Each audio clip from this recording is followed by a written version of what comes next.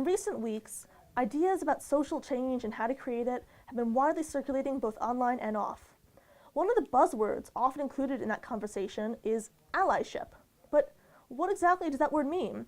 For answers, I turned to classmates and staff at Muhlenberg College. First, I went to my peers, fellow young people still figuring out their stance on the issues, and if anyone could relate to my confusion about the definition of allyship, it would be them. Like if America has allies and like France comes to bomb us or something, and like Germany's our allies, and like Germany will like bomb France for us. I'm not really sure that I know what that word means. I don't really have a definition for allyship. The giving of support and amplifying voices of members of oppressed communities by those who are not part of that community. After talking to students, it became clear that many of them were just as confused as I was. So I went to talk to Professor Roberta Meek, who specializes in history, media, and Africana studies. My concern about immediately going to allyship, meaning predominantly white folks, assuming that they need to ally with people of color, really actually Trumpism has been so derogatory towards and vicious. I can list out all of the things, whether it's misogyny, whether it's homophobia, Islamophobia. I mean, the list is racism. The list is long. But allyship is assuming that the only bodies in jeopardy are the marginalized others. And what is so different about this, and the fact that, to me, the constitutional democracy is in such deep jeopardy, this is every single person, including Trump supporters, including white men, including everybody in this country, because we will not come out of this unscathed if all we think about is that somebody else is in jeopardy. Professor Meek's statements had left me with a lot to think about relating to race, allyship, and privilege. So I talked to Callista Isabel, the college reverend, for a religious perspective.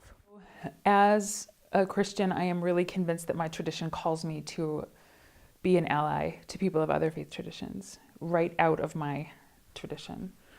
And so I'm very outspoken in my work about support of an allyship toward people of all different religious traditions, recognizing that Christianity has a privileged position in this country, that is a position of power and privilege that I bring to this. And so I want to use that to say, as a Christian, we will not tolerate discrimination against our neighbors of any or no faith tradition. It's just not consistent with the values of Christianity. It's not consistent with, for example, values of our college. It's not consistent with sort of human values at their most basic sense. So I think in many ways we have an opportunity as people of a variety of faiths to draw from our faith traditions, draw the best from those, and say, because of these values, we will stand up against discrimination. After leaving the interview with Callista, my mind had been made up on a few things. One, calling myself an ally implied privilege that I may or may not have in this political climate.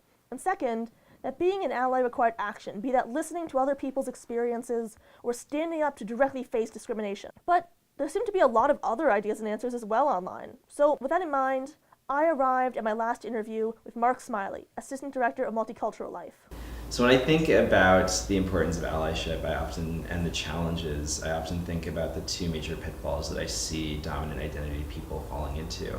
The first one is sort of fear of making a mistake and being told about it, getting in the way of actually engaging in action.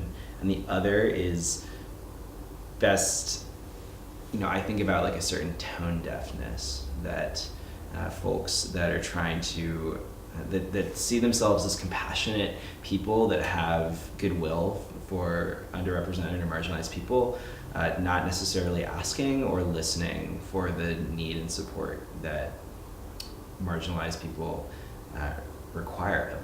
I have to not just put my faith in, but I see the imperative of organizing and of pushing back and of resistance. And I think there's going to be no shortages of moments where we either organize and have an impact and reduce the harm that is coming down the pike for folks in this country, or we do nothing. And doing nothing is unthinkable